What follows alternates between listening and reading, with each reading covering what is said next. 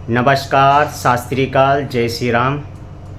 दोस्तों, मैं आपका अपना जितेंद्र सिंह।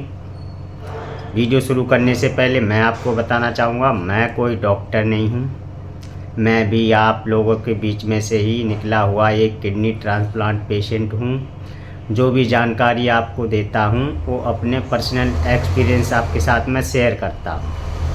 ऐसा नहीं है कि मैं हवा में बातें करता हूँ। मैं 10 बातें बताता हूँ तो 10 की 10 बातें करेक्ट होती हैं।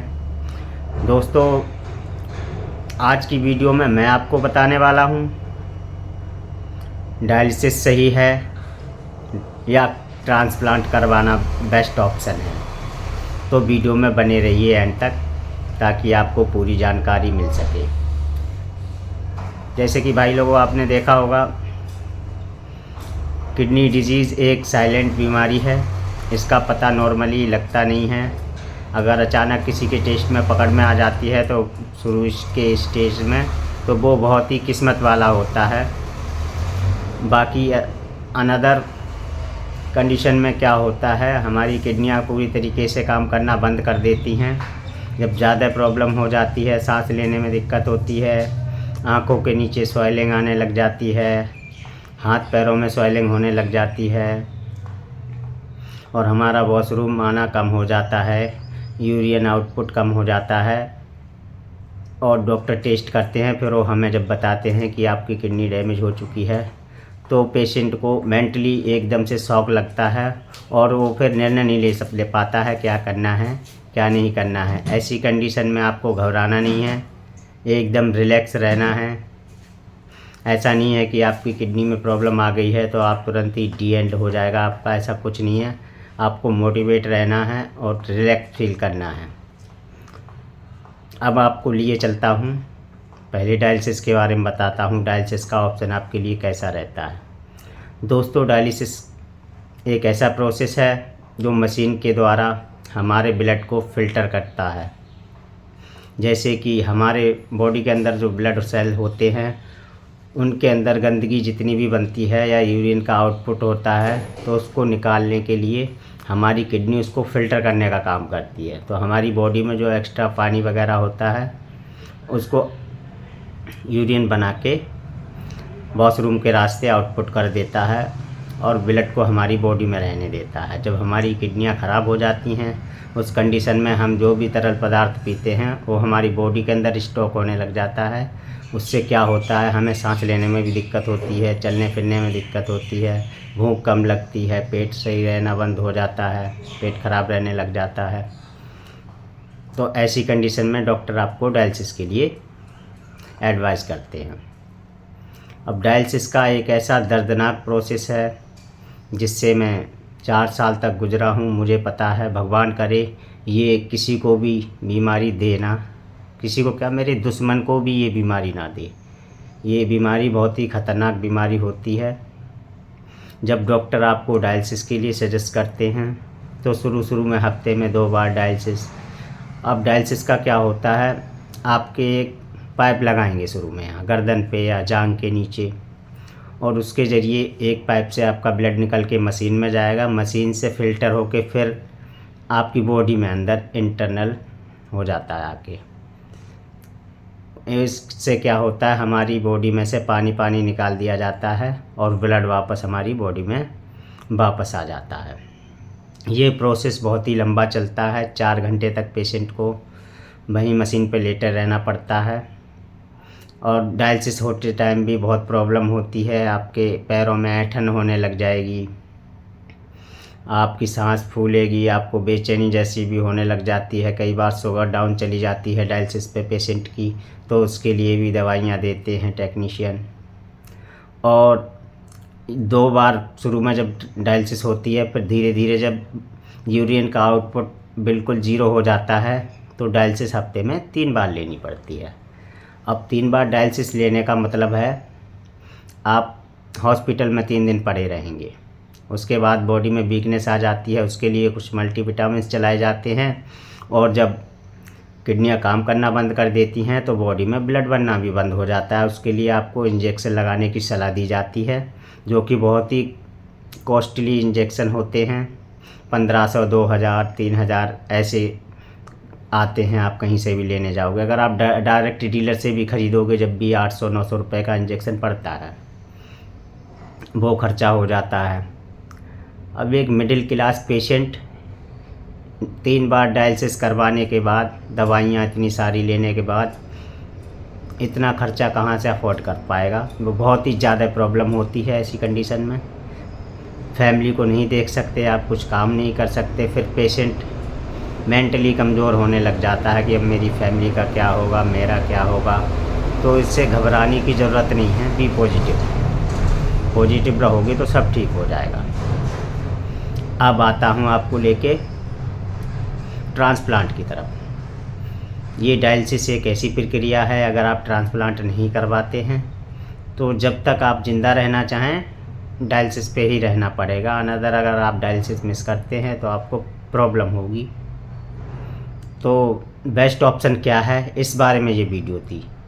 मेरे पर्सनल एक्सपीरियंस के हिसाब से किडनी ट्रांसप्लांट ही एक बेस्ट ऑप्शन है किडनी पेशेंट के लिए। वो कैसे है उसके बारे में भी मैं आपको डिटेल से बताऊंगा। बताते बताते वीडियो थोड़ी लंबी हो जाए तो मुझे माफ़ कर देना, लेकिन आज मैं बैठा हूँ आप लोगों को जानकारी देने के लिए, तो पूरी जानकारी देने के बाद ही रुकने वाला हूँ। तो गाइस, जैसे हो फिर जब 1-2 साल निकल जाते हैं, डायलिसिस पे पेशेंट परेशान हो जाता है, फिर कोई समझदार व्यक्ति होता है, मिलता है, तो उसे पॉजिटिव सलाह देता है कि आप ट्रांसप्लांट करा लो, इससे आप अपनी लाइफ को नॉर्मली जी सकते हो। इस कंडीशन में फिर क्या होता है, जब ट्रांसप्लांट के लिए माइंड में अपने बात बिठा लेता है पेशेंट, तो हमारे आसपास वाले हैं ना, उसको सक्सेस नहीं होने देते हैं। कुछ कहेंगे अरे नहीं, ट्रांसप्लांट नहीं कराना, कौन किडनी देगा, जो किडनी देता है वो काम नहीं कर सकता, किसी काम का नहीं रहता, कोई गारंटी नहीं आपकी किडनी चलेगी या नहीं चलेगी या दोबारा ख़राब हो जाएगी। तो ये थिंकिंग अपने माइंड में आपको नहीं लानी है, पॉजिटिव थिंकिंग लानी है। जैसे कि मैं आपको अपना बताना चाहूँगा, मेरे ट्रांसप्लांट को 9 साल पूरे होने वाले हैं दिसंबर में, और मैं एकदम स्वस्थ मस्त काम भी करता हूँ और अपनी फैमिली का पालन पोषण अच्छे से कर रहा हूँ। मेरे बच्चे भी अच्छे स्कूल में पढ़ रहे हैं और ऐसी कोई दिक्कत नहीं है, और मैं अच्छा पैसा कमा लेता हूँ जॉब करके, क्योंकि मैं एक ऑपरेटर हूँ, ऑक्सीजन मशीन चलाता हूँ। तो गाइस, मैं आपको बताना चाहूँगा, अगर आप नॉर्मली लाइफ जीना चाहते हैं, अपनी फैमिली को बेहतर ज़िंदगी देना चाहते हैं, तो आपके लिए बेस्ट ऑप्शन किडनी ट्रांसप्लांट ही है। अब आप कहेंगे वो ऐसा कहता है, वो वैसा कहता है, दुनिया है, सलाह सब देने आएंगे, साथ देने कोई नहीं आएगा। क्योंकि ये एक ऐसी बीमारी है, जब पेशेंट बीमार हो जाता है तो धीरे धीरे 1 महीने में आपके अपने खास भी कल्टी कार्ड हो जाते हैं और नज़र नहीं आते हैं आपके आसपास। अगर आप रास्ते में भी कहीं दिख जाओगे तो मुंह घुमा लेंगे, सोचेंगे कहीं से किसी चीज़ की ज़रूरत ना हो, कुछ मुझसे मांग ना ले। ये भी मैं आपको अपने पर्सनल एक्सपीरियंस के हिसाब से ही बता रहा हूँ। तो मैं आपसे कहना चाहूँगा, आप ट्रांसप्लांट करा लें। हाँ, ट्रांसप्लांट होने के बाद कुछ दिन दिक्कत आती है। नंबर 1, ट्रांसप्लांट होने के बाद 3 से 4 दिन में आपको छुट्टी मिल जाती है, और इतने ही दिनों में जो आपका डोनर होता है उसको भी छुट्टी मिल जाती है। अब ट्रांसप्लांट में किन चीज़ों का ध्यान रख के आपको कराना चाहिए जो आपका लंबे टाइम तक सक्सेस रहे, वो मैं आपको बताऊँगा। नंबर 1, जो डोनर है वो स्वस्थ होना चाहिए। एज कोई मैटर नहीं करती है। अगर आपका डोनर स्वस्थ है, ब्लड ग्रुप सेम है, आपका किडनी की क्रॉस मैच सही हो जाता है, तो आपकी किडनी बहुत लाइफ टाइम चलेगी। बस आपको इन्फेक्शन से थोड़ा बच के रहना पड़ता है 1-2 साल। बाकी जब आपका ट्रांसप्लांट के बाद छुट्टी होती है तो 3 महीने तक आपको अकेले रहना पड़ेगा, जिससे कि इन्फेक्शन का खतरा कम हो। उसके लिए क्या करना पड़ेगा, आपको एक साफ़ सुथरा रूम लेना है, उसमें रहना है, किसी से मिलना जुलना नहीं है। जो आपके कमरे में आएगा खाना लेके, वो अपने हाथ सैनिटाइज से बढ़िया से साफ़ करके, सैनिटाइज करके उसके बाद आपको खाना देगा। जो आपके लिए खाना बनाया जाएगा वो खाना भी साफ़ सुथरा होना चाहिए। 3 महीने तक ये आप कर लेते हैं तो आप 40% सेफ जोन में चले जाते हैं। और मास्क लगाना तो बहुत ही ज़रूरी होता है। शुरू शुरू में जब ट्रांसप्लांट होता है आपको मास्क लगा के रहना है। अब आ जाते हैं ट्रांसप्लांट के बाद आपको डॉक्टर कितने दिन के बाद बुलाएंगे। पहले आपको 3-4 दिन बाद बुलाएंगे, फिर आपको हफ्ते के बाद बुलाने लग जाएंगे, फिर कुछ दिनों बाद 15 दिन बाद बुलाने लग जाएंगे, फिर उसके बाद आपको 1 महीने बाद बुलाने लग जाएंगे। ऐसे धीरे धीरे आपका टाइम बढ़ता चला जाता है और आप जैसे ही साल पूरा कर लेते हैं आप 80% सेफ जोन में चले जाते हैं। अब आपको मैं बताना चाहूँगा, जब साल भर हो जाता है तो आपकी दवाइयाँ भी सस्ती हो जाती हैं। शुरू में थोड़ी ज़्यादा दवाई चलती है, फिर आपकी बॉडी के हिसाब से जैसे जैसे बॉडी दवाइयों को कम ज़्यादा मांगती है वैसे वैसे आपकी दवाइयाँ कम ज़्यादा कर दी जाती हैं। उसका पता कैसे लगता है, डॉक्टर्स लोग जो होते हैं वो एक टैक लेवल नाम का टेस्ट कराते हैं, जो कि आप पैनग्राफ वगैरह खाते हैं सुबह शाम। किसी की 3-3 mg सुबह शाम चलती है, फिर धीरे धीरे टैक लेवल करके देखते हैं ज़्यादा आ रहा है टैक लेवल तो 2 mg कर देंगे, फिर 1.5 mg कर देंगे, फिर 1-1 mg भी चलने लग जाती है। इस तरीके से आपकी दवाइयाँ भी सस्ती होने लग जाती हैं और आपकी दवाई 2,500 से 3,000 रुपये में मंथली दवाई का खर्चा ही बस आता है, इससे ज़्यादा नहीं आता। बाकी टेस्ट हैं जो आपको हर महीने करवाने पड़ेंगे। CBC, यूरिया क्रिएटिनिन और यूरिया रूटीन, ये 3 टेस्ट आपको कंपलसरी डॉक्टर सजेस्ट करते हैं, जिससे कि पता लगता रहे आपकी बॉडी के अंदर क्या चल रहा है। वो भी आपके ज़्यादा नहीं 800-900 रुपये के हो जाते हैं। लेकिन मैं आपको एक सलाह देना चाहूँगा, आप टेस्ट हमेशा अच्छी लैब से ही कराएं, जिससे कि आपको कन्फ्यूजन ना हो।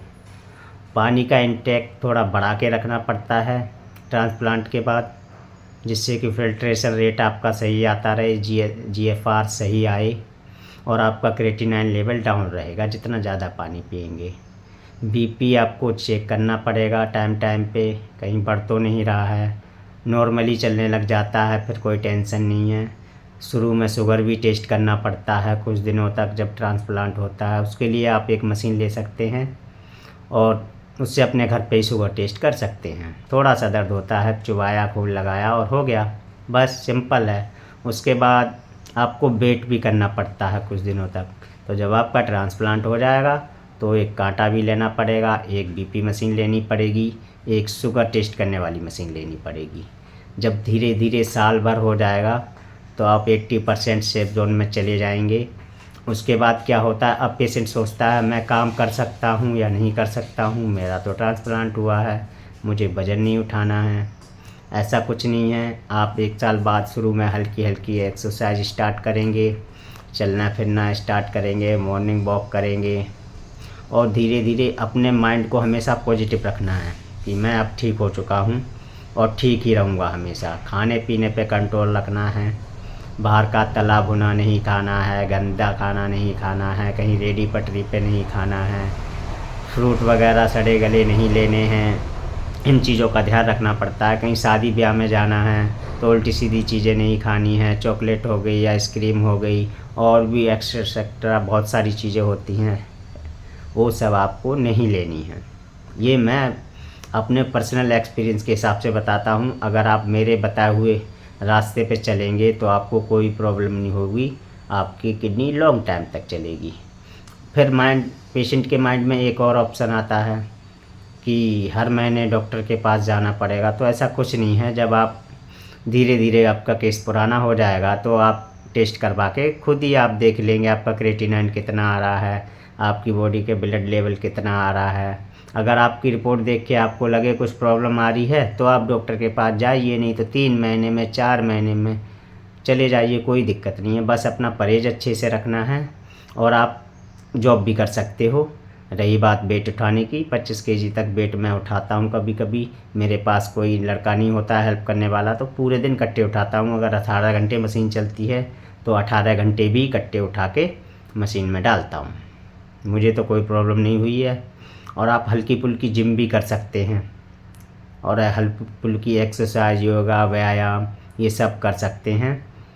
मैं लास्ट में वीडियो के आपको यही सलाह देना चाहूँगा मेरे पर्सनल एक्सपीरियंस के हिसाब से डायलिसिस से 200% किडनी ट्रांसप्लांट ही बेस्ट ऑप्शन है। अगर आप अपनी फैमिली को अच्छा जीवन देना चाहते हैं, आपको में बच्चों को पढ़ाना लिखाना चाहते हैं और इधर उधर की लोगों की कही सुनी बातों में ना आए। और ख़ासकर मैं जो डोनर होते हैं उनसे भी एक बात कहना चाहूँगा, आप किसी के बहकावे में ना आके अपने परिवार के सदस्य की ज़िंदगी बचाएं। आपकी बॉडी के अंदर 2 किडनियां हैं, अगर आप एक किडनी अपने किसी सदस्य को दे देते हैं तो आपके ऊपर कोई फ़र्क नहीं पड़ने वाला है। आप 1-2 महीने में पहले जैसी ही नॉर्मल लाइफ जी सकते हैं, कुछ भी खाएं कुछ भी पिएं, कोई फ़र्क नहीं पड़ता। लेकिन आप किडनी देते हैं तो आप एक और ज़िंदगी बचा लेते हैं, इससे बड़ा कोई काम नहीं है। क्योंकि मारने वाले तो बहुत हैं इस दुनिया में, दूसरी ज़िंदगी देने वाला कोई नहीं है। मुझे किडनी मेरी माँ ने दी थी और किडनी पाते ही मुझे दूसरा जन्म मिला, तो इसके लिए मैं अपनी माँ का दिल से धन्यवाद करता हूँ। मेरी माँ मुझसे दूर रहती हैं, इसका भी मुझे बहुत अफसोस होता है। लेकिन मैं चाहूँगा मैं थोड़ा अपने कंडीशन ठीक करके अपने माँ बाप को अपने साथ रखूँगा, क्योंकि उन्होंने ही मुझे जैसे भी सही जिस कंडीशन में सही दूसरा जीवन दिया है। तो डॉक्टर साहब का भी बहुत बहुत धन्यवाद करना चाहूँगा और स्पेशल धन्यवाद मैं डॉक्टर सुनील प्रकाश का करना चाहूँगा जिन्होंने मुझे इतने अच्छी ज़िंदगी दी है। नहीं तो डायलिसिस पे मेरी ज़िंदगी नरक हो रखी थी। आज मैं जो कुछ भी हूँ डॉक्टर सुनील प्रकाश और अपने माँ बाप के आशीर्वाद से हूँ।